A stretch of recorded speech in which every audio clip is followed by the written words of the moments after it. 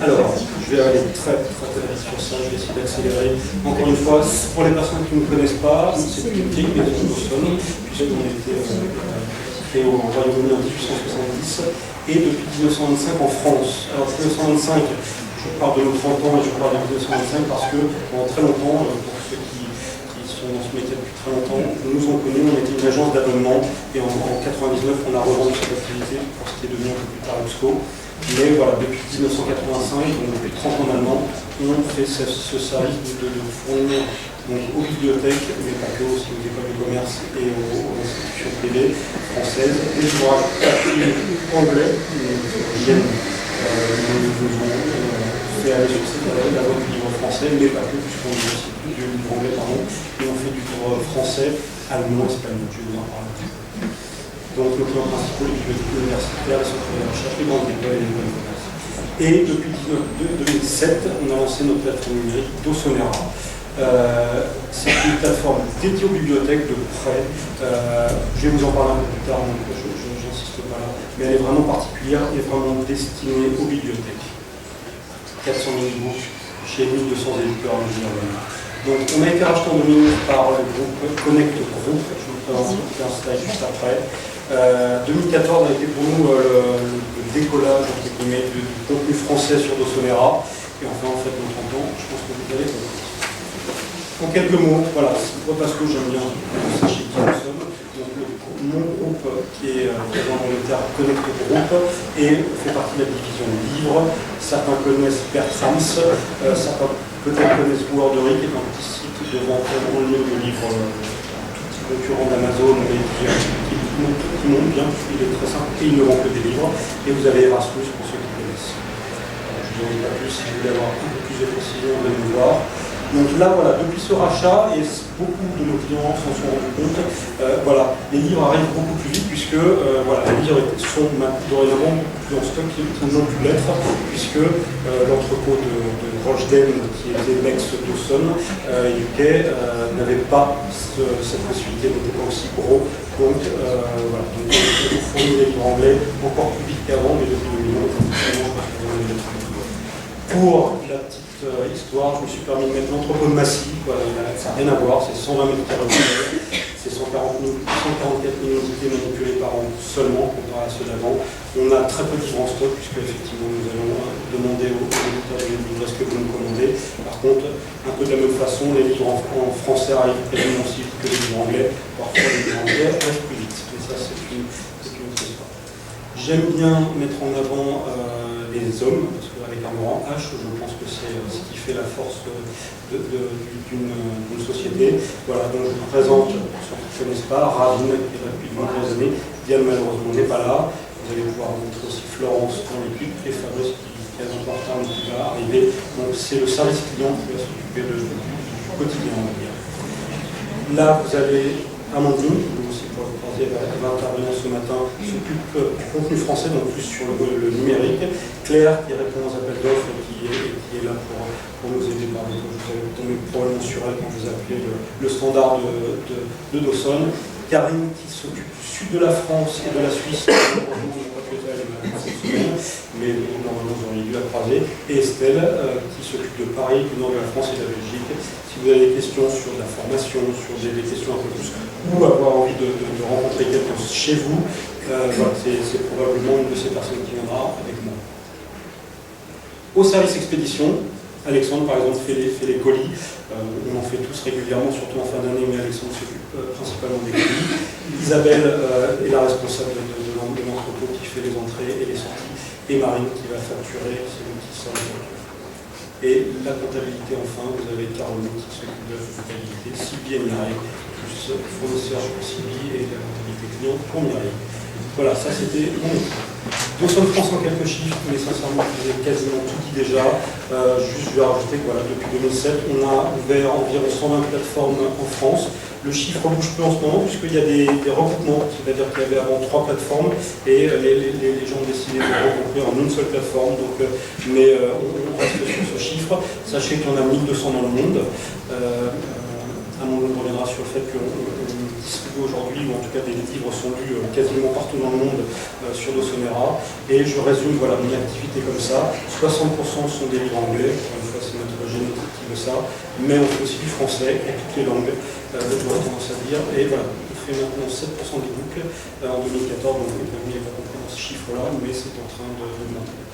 Et alors, voilà, une information qui, parce que moi je la trouve très intéressante, et évidemment elle est grâce à vous, en novembre 2014, on a fait 18% de notre chiffre en numérique. Donc nous, c'est vraiment l'année 2014, on a senti que ça décollait. Et en toute transparence, j'avais un tout petit peu peur que ça se fasse chez 3 gros éditeurs, pour ne pas les nommer, en disant voilà, vous avez été massivement sur le catalogue de tel éditeur, tel éditeur. Ben, absolument pas. Vous avez acheté 100 éditeurs sur ce mois-là précis, et anglais, français. Et j'ai trouvé ça intéressant de retrouver ce côté papier, que voilà, vous n'achetez pas que des incontournables, si je peux dire ça, mais vous allez chercher parmi tout le catalogue, puisqu'on est en train de dépasser les 20 000 titres en français. Donc voilà, vous avez, oui, parce que 2 spécificités, je ne sais pas si tu le diras, mais je l'aurais dit. En France, vous voulez du livre français, c'est-à-dire que nous, 4% du catalogue est seulement en français, par rapport aux 400 000 titres global, mais ça représente pour nous plus de 50% des ventes. Donc, pour en discuter souvent avec vous, voilà, il y a une espèce de vos lecteurs veulent du français, et du coup, quand vous avez le choix, vous prenez plutôt la version française. Mais voilà, je voulais le dire parce que je trouvais ça intéressant de retrouver des acquisitions saines. Pour pas oublier de vous le dire, puisque globalement je vous l'ai dit, voilà, depuis 30 ans, on essaie de vous fournir tous les ouvrages disponibles, que ce soit par commander dans l'Arkansas, une presse quelconque pour un livre, ou ça nous arrive d'avoir des livres de chinois ou d'arabe qui arrivent à Massy. C'est notre métier tous les jours, on vous fournit tous les livres. On a un outil qui s'appelle Dawson Hunter, pour ceux qui ne connaissent pas. Il y a 30 millions de titres disponibles sur ce site, à peu près 10% sont en français, mais il y a de l'allemand, il y a de l'espagnol. Voilà, je ne vais pas aller plus loin, il y a des possibilités, vous pouvez paramétrer les différents utilisateurs. Il est dédié pour vous et on essaie de s'adapter. J'ai tendance à dire qu'il y a à peu près 200 paramétrages de l'outil, donc il paraît compliqué, mais il est fait pour s'adapter vraiment à chacune de vos demandes. N'oubliez pas qu'on fait des commandes permanentes, donc l'anglais, c'est nos collègues anglais qui vont gérer ça pour nous, mais Florence qui est dans la salle, à côté, pourra vous gérer vos commandes permanentes en français. Dans le seul interne, on a la salle d'antiquariat, c'est-à-dire que si vous cherchez un livre qui est épuisé, on va vous dire, tiens, il existe là, sous ce format-là, on vous a mis son prix et son état, après à vous voir si ça vous intéresse. Le service d'équipement des ouvrages, ça c'est un chiffre un peu qui nous paraît aberrant en France, mais 92% des livres que vont livrer Dawson UK à leurs clients, à leur bibliothèque anglaise, sont équipés. C'est quelque chose qui a été externalisé chez eux depuis très longtemps, donc on a un savoir-faire depuis de nombreuses années. Ça existe, on peut vous fournir des notices, on a des statistiques sur Dawson Hunter pour vous aider, et donc depuis 2007, la fameuse plateforme intégrée. Ça, en très bref, l'année dernière, c'est un petit peu sur ça que apporté notre année. On vous a, en tout cas, on peut vous fournir des stickers, des posters pour vous rematérialiser, dématérialiser ou expliquer que voilà, vos e-books sont présents sur la plateforme. On vous a fait des tutoriels pour vous expliquer comment se connecter, comment lire un livre. Il y a avoir beaucoup de vues. Et on a fait ces lettres d'information qui ont a priori d'excellents retours, évidemment on regarde par le clic, et on sent que vous êtes intéressé, puisque comme je le dis régulièrement, sur le papier, c'est votre métier depuis des années, vous avez laissé le veille, vous savez exactement ce que vous voulez acheter. Sur le numérique, c'est un peu plus compliqué pour vous, parce que vous ne savez pas qui est là et sur quelle plateforme. Donc nos utilisateurs sont là pour vous aider, je vais y revenir. Et enfin, moi j'aime bien parler des petites astuces. Aujourd'hui on est sur les astuces 24. On essaie de vous trouver des petits plus, parce qu'on ne va pas prétendre que nos outils sont parfaits. Donc par exemple, j'aime bien cette petite astuce. Si vous voulez savoir en quelques secondes quels sont les livres français présents sur Dosonera, dans la case ISBN, vous mettez 978 2 étoiles, ça va vous, en quelques secondes, va apparaître à l'écran tous les livres français. Voilà, c'est des petites astuces comme ça. Les e-books à 0 €, puisque ça fait partie des choses qui d'accord, c'est que voilà, si on peut vous mettre des livres à 0 €, parce que les quelques éditeurs qui vous les proposent, on va vous les mettre. 2015 en bref, puisqu'on est en milieu d'année, nos 30 ans, on y est. Là, c'est la nouveauté de l'année. On va essayer de passer quelques secondes de plus pour vous présenter. C'est notre nouveau lecteur qui va être lancé sur Dosonera en juin. Je vais vous expliquer en quelques slides les différences, mais les premiers retours sont très intéressants. Je vous l'ai déjà dit, mais voilà, un moment qui va intervenir. C'est un gros travail avec les éditeurs et certains sont très dans la salle, donc merci à eux. Et puis voilà, on sait que vous souhaitez du contenu français. Amandine vous redira, dites-nous les éditeurs qui vous manquent. Globalement, je serais très surpris si on ne connaît pas les éditeurs que vous allez me signaler. Et après, on vous dira, voilà, on est en contact avec lui, là on est proche de signer, là on est très loin de signer, avec d'autres raisons stratégiques ou politiques. On vous dira en toute transparence où on en est. Et puis, comme je vous disais tout à l'heure, la lettre d'information, on sait qu'elle est importante pour vous. On va essayer de la rendre hebdomadaire pour la rentrée universitaire 2015 dès septembre, parce que il y a de plus en plus de lecteurs qui nous rejoignent, donc on essayait ça devenait compliqué et la liste de la vente devenait longue pour vous les signaler, puisque c'est pas la peine de vous noyer parmi 30 éditeurs. Donc on va essayer on a des choses à vous dire, donc on va la rendre hebdomadaire. Pareil, en très bref, on s'est lancé sur les réseaux sociaux en 2014, c'était fin 2014. On ne prétend pas révolutionner les réseaux sociaux, mais en gros, voilà, on va vous tweeter, vous mettre sur Facebook les informations, comme la présence d'un nouvel éditeur ou nos 30 ans, par exemple. Et puis là, j'ai pris 4 exemples en zoomant sur celui-là. Voilà, cette bibliothèque, pour vous dire, tiens, on a trouvé ça sympathique de la façon dont ils disent. On a des bébés aussi à la bibliothèque. Voilà, des petites choses comme ça. Ça peut vous, si quelqu'un retient une idée, voilà, je trouve qu'on fait bien notre travail.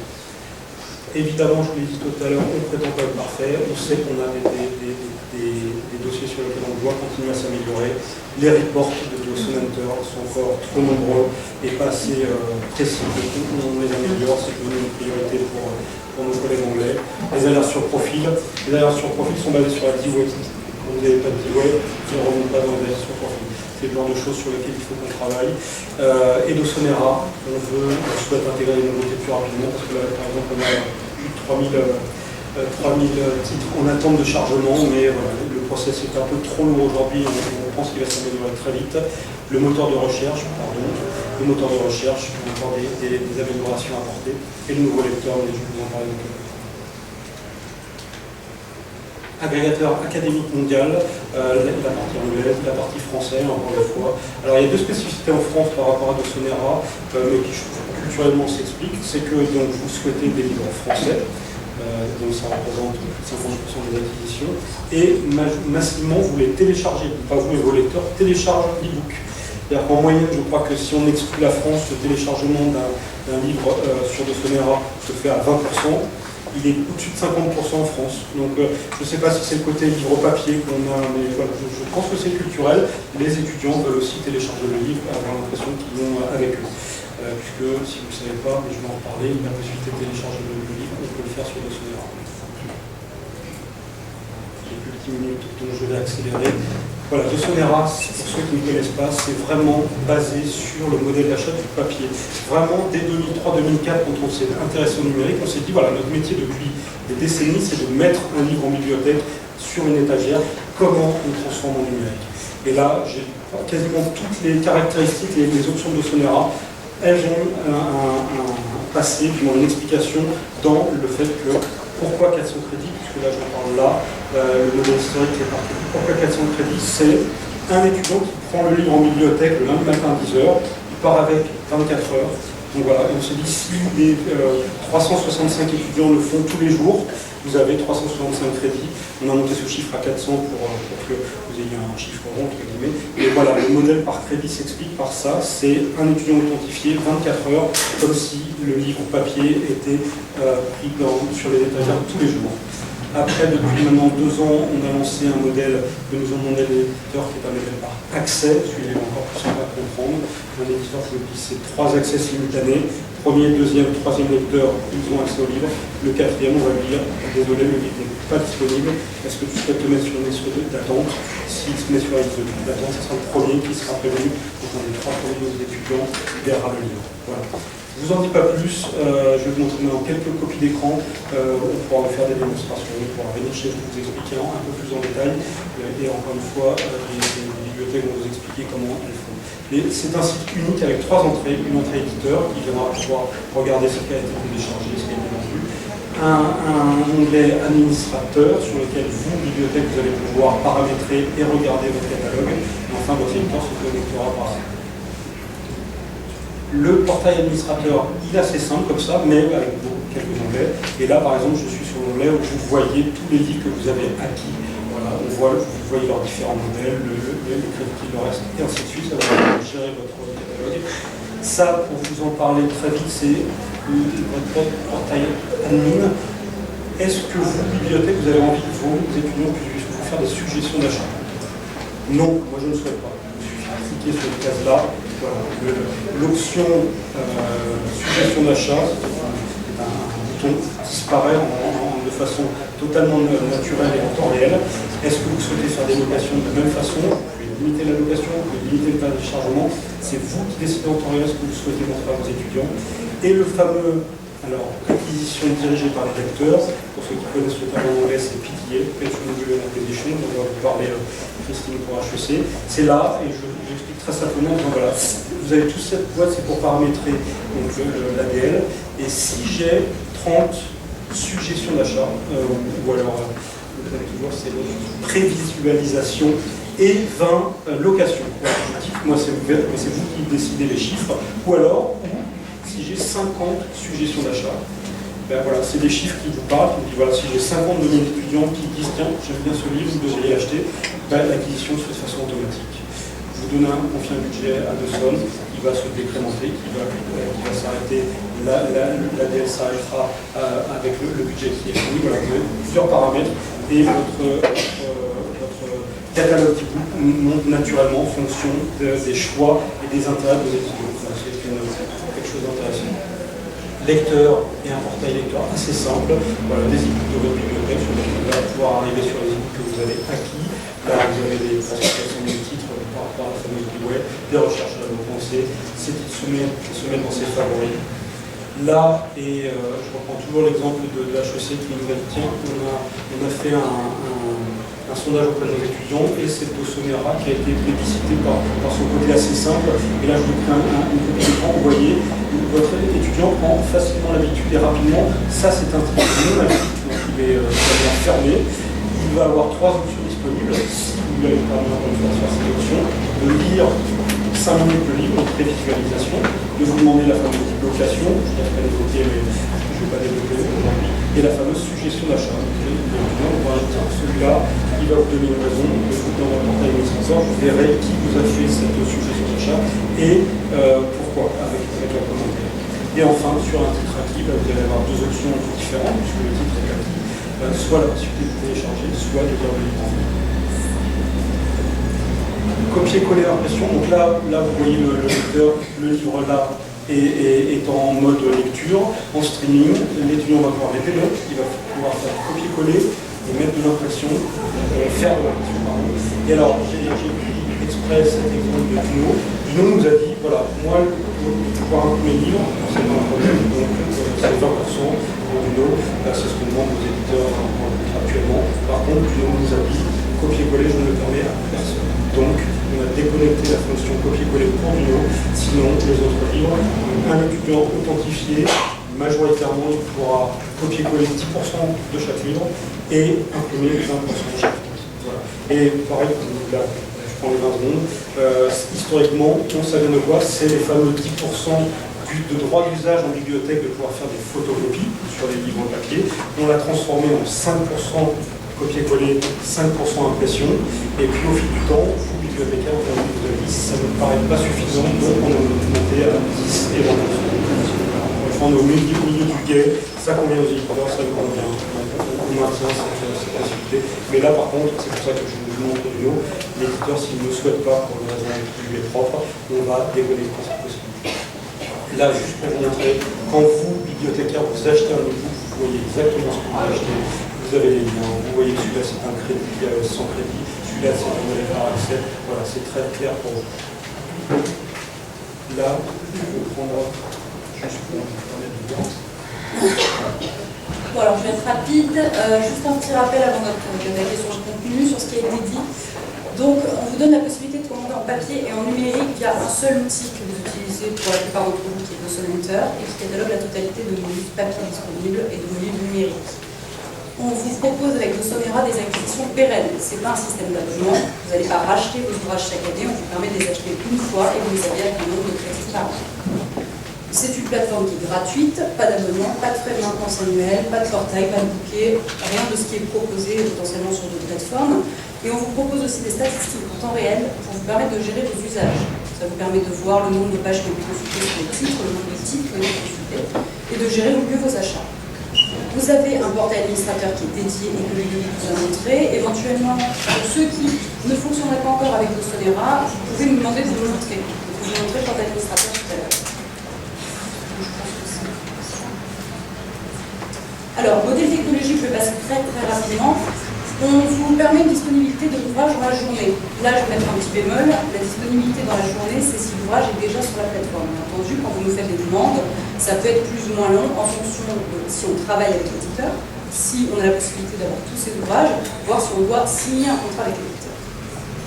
Vous avez un accès simultané potentiellement limité. On dit ça pour le nombre de crédits. Si vous voulez un nombre illimité de crédits, vous pouvez acheter bien sûr autant d'exemplaires que nécessaire. Vous avez pour les titres non acquis 5 minutes de consultation gratuite et la nouveauté donc depuis l'année 2014, c'est une consultation de 10 minutes pour les ouvrages qui ne sont pas en français. Si votre plateforme est en anglais, vous aurez 10 minutes pour les ouvrages qui ne sont pas en anglais. Vous avez aussi la possibilité de location si vous l'avez autorisé, donc toutes les bibliothèques ne le font pas. Pour les titres acquis, on vous propose une lecture en ligne et Ludovic va vous le présenter avec un nouveau lecteur, donc qui est quand même plus ergonomique et qui va vous permettre des options, par exemple l'impression par plage. Ça permet d'imprimer carrément des chapitres de livres. Vous avez une location d'un téléchargement maximum de 21 jours. Ça, encore une fois, c'est vous qui le gérez. Si vous décidez que 21 jours, c'est trop, parce que potentiellement, vous pouvez partir chaque étudiant avec 21 crédits. Vous pouvez le bloquer à 2, 3, 4, 5 jours pour un long week-end. Vous avez des liens URL vers chaque e-book, mais je pense que ceux qui travaillent avec Dossonera connaissent ces liens URL et ceux qui ne travaillent pas, je vais laisser vos responsables commerciaux vous le dire. En ligne ou en téléchargement avec Adobe Reader, alors ce sera plus vrai puisqu'on change de lecteur et on va se détacher des contraintes d'Adobe. Donc aujourd'hui ce sera un lecteur propre, on ne sera plus nécessairement soumis aux contraintes d'Adobe Reader. On est compatible avec Zotero, RefWorks ou Nose, donc tous les logiciels bibliographiques. On permet de gérer les ADL, mais je vais laisser Christine en parler. Et on a un site lecteur administrateur en français depuis 2013, donc ça, j'imagine que vous le savez. Le contenu et la diffusion à ce jour. Donc aujourd'hui, on a une diffusion dans 220 pays dans le monde. Pas 200 en France, hein, 200 UK. 220 pays, on se dit, c'est pas, on va faire une plateforme dans 220 pays dans le monde, mais potentiellement un étudiant qui part en Corée du Sud et qui va lire son bouquin, on n'a pas nécessairement de plateforme en Corée du Sud. En revanche, on a un étudiant qui aura lu son ouvrage là-bas. On a 41 pics de vente, dont 10 pour les titres français cette année, sachant que l'année dernière c'était 13, donc c'est quand même des statistiques qui évoluent. Pour votre information, 6,1 millions de connexions sur Dossonera et 68 millions de pages vues. Donc c'est des chiffres qui nous paraissent importants et qui évoluent très bien. Donc on voit que vos usages numériques sont en train de grandir. On a près de 400 000 titres à date. Ça va encore être des chiffres qui ne sont pas vrais puisqu'on est en train de recharger les e-books, donc ça va très vite changer. Plus de 1200 éditeurs, majorité anglo-saxons, mais vous le savez, on travaille avec les éditeurs français. Je suis contente de voir dans la salle des éditeurs qui nous ont rejoints il y a peu de temps. On a un contact permanent avec les éditeurs français, c'est ce qui fait qu'on essaie d'agrandir au maximum le catalogue français. Je sais que beaucoup d'entre vous nous font des demandes d'éditeurs français que vous aimeriez voir sur la plateforme Dossonera. Sachez que quoi qu'il arrive, on contacte tous les éditeurs que vous nous demandez. Maintenant, en fonction des groupes auxquels les éditeurs appartiennent, en fonction de leur avancée sur le numérique, ça peut prendre plus ou moins de temps de signer. En revanche, on tiendra toujours au courant des évolutions au niveau des signatures avec les éditeurs. On a une proportion élevée de titres récents, donc ça, on essaie au maximum d'avoir les dernières parutions. Aujourd'hui, on a quand même plus ou moins toutes les éditions 2015 qui commencent à arriver. C'est pas vrai pour tous les éditeurs, mais ça, n'hésitez pas à nous poser la question si vous avez une question sur les titres. Et une offre mondiale pluridisciplinaire, je pense qu'on la voit là, donc ça n'a pas du tout changé depuis l'année dernière. On est toujours majoritairement en sciences sociales, technologies et sciences, mais de toute façon, on travaille aussi sur les catalogues qu'on n'a pas énormément aujourd'hui, les langues, l'art, la région.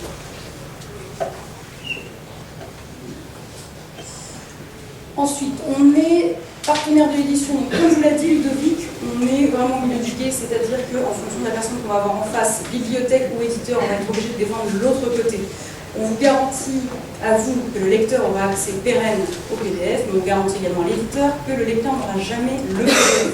Ce sera toujours un PDF chronodégradable. Ça évite le piratage, tout simplement. On a un respect des prix éditeurs. Donc sachez qu'on ne fixe pas les prix comme ça à la volée. On se met d'accord avec l'éditeur qui choisit sa politique numérique, qui peut être le même prix que le papier, qui peut être plus cher que le papier, qui peut être moins cher que le papier. Les usages sont différents, c'est donc l'éditeur qui va déterminer le prix en fonction de ce qu'il décide. On a un portail dédié pour les éditeurs pour qu'ils puissent suivre la statistique de vente. Donc de la même manière que vous avez votre portail administrateur, les éditeurs ont leur portail éditeur. On est compatible droit de prêt avec la SOFIA, éventuellement. Éventuellement, oui. Parce qu'en fait, aujourd'hui, il n'y a aucun devoir de le faire, mais on attend. On a des DRM. On a des DRM complètes avec un téléchargement chronodégradable.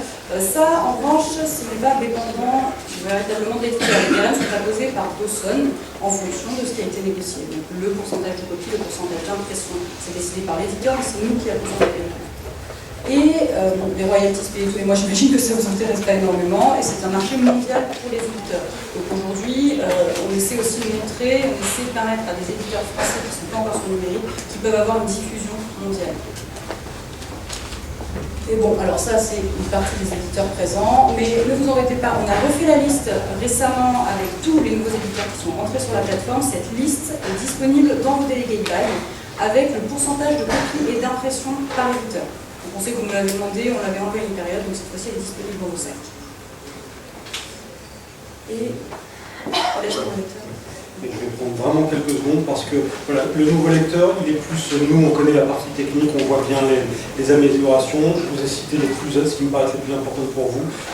Globalement, et je vais vous montrer quelques copies d'écran, l'amélioration est visuelle et une lecture par scrolling, si ça parle aux gens, vous allez pouvoir avec votre doigt descendre sur le livre. L'impression de multipage, vous l'avez longtemps demandé, c'est-à-dire que jusqu'à présent, vous aviez 18 pages imprimées, il fallait aller sur chaque page imprimée. Maintenant, comme c'est notre propre lecteur, on est plus dépendant des contraintes Adobe. Là, vous allez pouvoir dire, j'imprime de la page 5 à 10 sans problème. Vous allez partager des notes, donc on peut imaginer un prof qui annote son livre et qui envoie un code à ses étudiants. Ces étudiants verront les notes sur chaque page que le professeur a fait. Je pense que c'est quelque chose d'intéressant, en tout cas j'imagine. Et enfin, là, je ne vais pas vous le montrer, mais vraiment, les Anglais présentent beaucoup la compatibilité avec les iPhones, les tablettes, elle sera bien meilleure. Et par exemple, on utilisera les EPUB de façon beaucoup plus intéressante qu'on pouvait le faire aujourd'hui, parce qu'aujourd'hui, c'était ce qu'on appelle juste un fixe layout. Voilà, juste aucune révolution, hein. C'est pour ça que je vais vous en parler juste quelques secondes, mais vous voyez que là, j'ai fait ces nouveaux lecteurs, qui est, vous ne voyez pas forcément la différence. Juste après, je vous montre une copie où je fais un comparatif, et du coup là, vous allez pouvoir vous mettre en plein écran. Donc ça enlève simplement ça paraît tout bête, mais au moins, voilà, quand on compare, ça c'était encore aujourd'hui, puisque le nouveau lecteur arriverait de 21 ou 28 juin.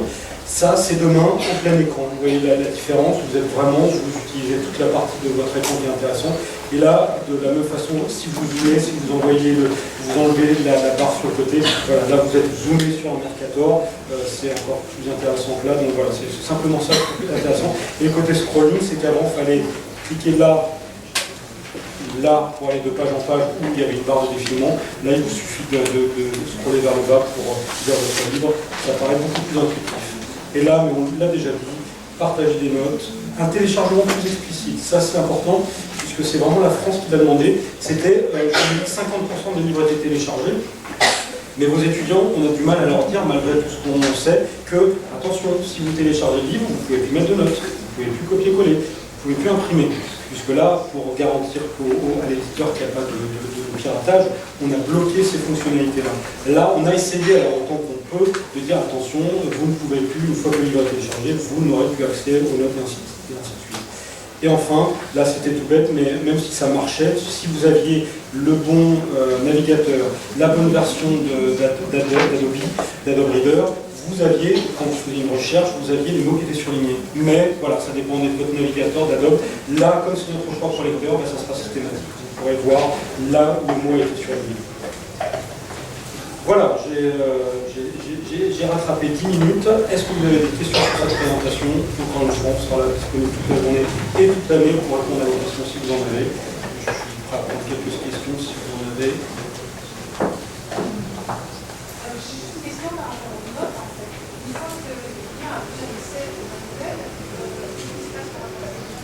Alors les notes, soit oui effectivement s'il a quitté les notes, elles seront disponibles avec ses codes d'accès à Vital Aeternam à un moment donné, ou juste avant de quitter l'école, il pourra télécharger ses notes. Et quand je suis en démonstration, moi j'aime bien faire, vous prenez une partie du texte qui vous intéresse, vous mettez en note en copier-coller, donc vous avez votre petit texte qui vous a intéressé, vous mettez votre petit commentaire, j'ai aimé cette partie du texte pour telle raison, et à la fin, une fois que vous avez fait votre livre comme ça, vous avez mis des notes sur toutes les pages, vous exportez, vous vous retrouvez avec un petit fichier. Avant c'était texte, demain ça sera Word, ça sera encore plus efficace. Oui, tout à fait. Même si son code n'a pas été supprimé pour un raison quelconque, j'imagine une école de commerce qui supprime tous les ans les comptes des lecteurs, si son code existe encore 10 ans après, il aura accès aux mêmes livres avec les mêmes notes et les mêmes pourcentages de copies. L'ensemble des étudiants a un compte lecteur dans lequel les notes sont répertoriées par ouvrage. Donc il peut les récupérer directement sur son compte lecteur.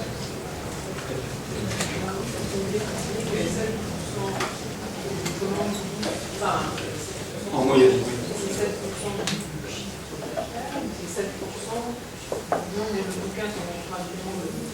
Alors là, celui-là c'est sur les acquisitions en euros, mais je crois que c'est à peu près similaire. Le prix moyen est à peu près similaire papier, donc ça doit être le même chiffre en papier, en volume et en valeur. Oui. Oui. Je voudrais avoir un témoin sur le fonctionnement de l'achat pérenne.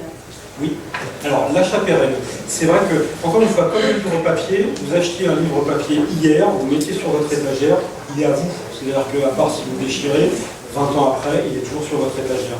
La Dawson-Era a pris aussi ce parti-là de dire on achète un livre, vous achetez un livre, il a 400 crédits. Alors vous avez vu que ça peut être des crédits, des accès, un nombre de crédits différents, ça peut aller jusqu'à 9.999, puisque certainement nos éditeurs nous ont permis de mettre 9.999 crédits. Mais vous achetez ce livre avec donc un certain nombre de crédits, ou en tout cas des options. 10 ans après, ce livre-là, il est toujours disponible avec 400 crédits, avec une annualité. C'est-à-dire que 400 crédits, vous démarrez le 1er juin de cette année avec 400 crédits. Au cours de l'année, les crédits vont baisser. Voilà. Naturellement et automatiquement, sans que vous ayez à repayer, c'est ça pourquoi on se permet de dire que c'est un modèle pérenne. Un an plus tard, donc le 1er juin 2016, vous allez retrouver vos 400 crédits. Et c'est là où c'est un modèle proche du papier, parce qu'un livre de fond sur lequel hier un livre papier vous suffisait, peut-être un seul e-book vous suffira, mais si demain vous avez besoin de plus de crédits, comme hier vous aviez besoin de 3-4 livres papier pour pouvoir le prêter à plus d'étudiants, vous achetez 1, 2, 3, 4 e-books de la même façon. Est-ce que c'est clair? Dernière question.